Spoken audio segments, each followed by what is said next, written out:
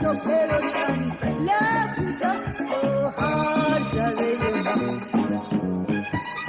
ای رقص گل در بزم باران، سبزی مثل روح بهاران.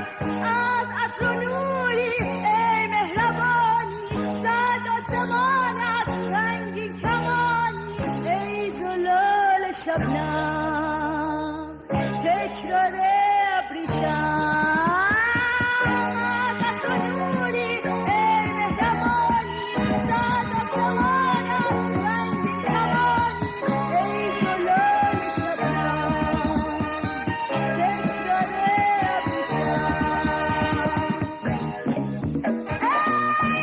نبار سحر صبح روشن لبریز است و هر ذره من.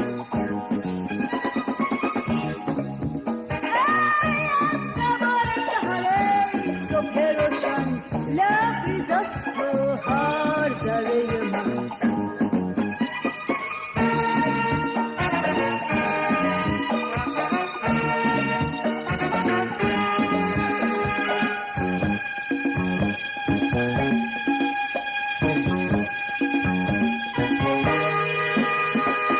ای از تو گفتن رمز شکفتن، راز بودن با تو نشستن، تمثیل رفتن پرگشودن.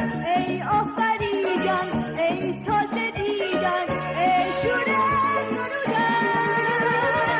ای کلام هر تغزل، ای طلوع موسم گل، ای دلیل پرواز. سایه تو فخر خورشید، از تو مردن